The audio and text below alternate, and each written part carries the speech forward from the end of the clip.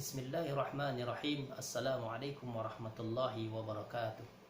Alhamdulillah wa syukurillah wa la hawla wa la quwata illa billah.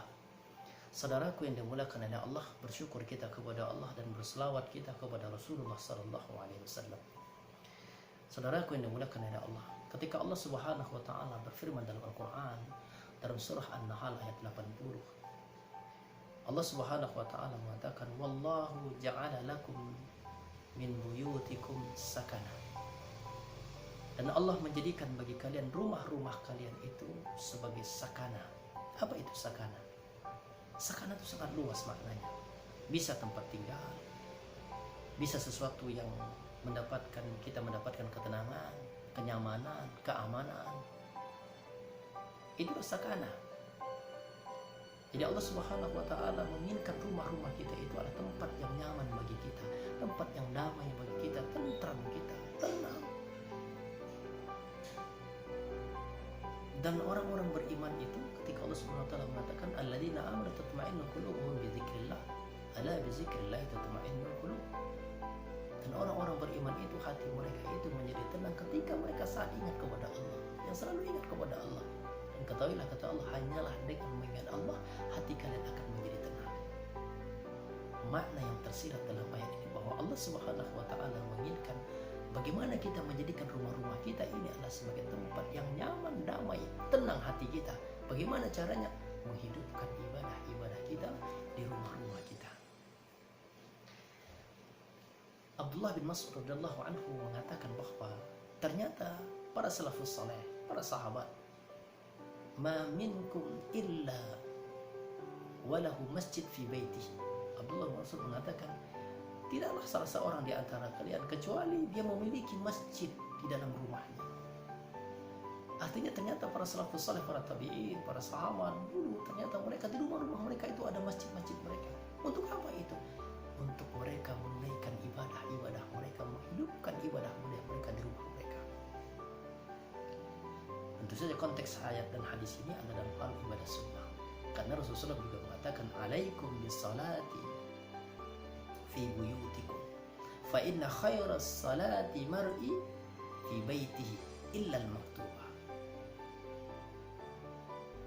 Maka tegakkanlah salat-salat kalian di rumah-rumah kalian, kata Nabi SAW. Maka sungguhnya salat yang paling baik, salat seseorang yang paling baik itu adalah di rumahnya, illa al-maktubah, kecuali salat wajib.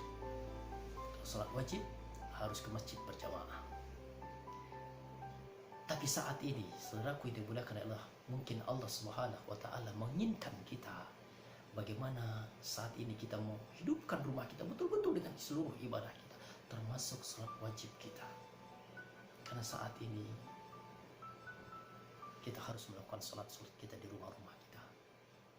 Ini salah satu hikmah dari wabah corona ini, bagaimana Allah Subhanahu wa taala menginginkan kita. Mungkin selama ini kita di masjid, ibadah kita hanya di masjid, salat wajib kita di masjid, salat sunnah kita di masjid. Karena kalau sudah sampai di rumah, kita tidak lagi melakukan salat sunnah kita, salat rawatib. Maka saat ini mungkin Allah menginginkan kita bagaimana rumah kita ini betul-betul kita hidupkan dengan ibadah, bukan hanya ibadah sunnah, tapi juga dengan ibadah wajib. Saudaraku yang dimuliakan oleh Allah, tapi ingat, ibadah wajib yang kita lakukan di rumah saat ini itu juga harus di awal waktu. Jangan mentang-mentang karena ini di rumah jadi semaunya saja waktunya, tidak. Dia akan mendapatkan nilai seperti salat berjamaahnya di masjid yang seperti biasa ia lakukan ketika ia melakukan di rumah di awal waktu seperti yang melakukan di masjid salat berjamaah. Itulah yang mungkin disebutkan oleh Rasulullah dalam hadisnya, idza maridul abdu, apabila seorang hamba sakit, atau safara, atau dalam perjalanan, maka kutiba lahu mislu ma kana ya'malu muqiman sahihan. Maka dituliskanlah baginya seperti apa yang biasa ia lakukan. Ya, ketika seorang itu sakit atau dalam perjalanan, kata Nabi SAW, lalu dia tidak lagi bisa melakukan seperti apa yang biasa ia lakukan, maka dituliskan baginya seperti yang biasa ia lakukan di saat dia sedang sehat atau ketika dia sedang mukim. Artinya saat ini kan kita ada kendala, ada uzur, tidak bisa ke masjid.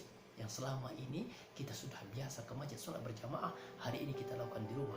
maka kutiba lahu, kata Nabi, dituliskan baginya seperti yang biasa ia lakukan kalau memang ada uzur. Mudah-mudahan kita berharap kepada Allah Subhanahu wa taala dengan harapan yang begitu besar kepada Allah, mudah-mudahan Ramadan yang akan datang Allah beri kita kesempatan untuk beribadah di rumahnya. Kalaupun seandainya tidak ada kesempatan itu diberikan oleh Allah, maka di rumah kita, hidupkan rumah-rumah kita. Nawwiru buyutakum bitilawatil Quran. Sinari rumah-rumah kalian dengan tilawah Quran. Sinari rumah-rumah kalian dengan ibadah-ibadah kalian kepada Allah. Allahu a'lam bishawab. Assalamualaikum warahmatullahi wabarakatuh.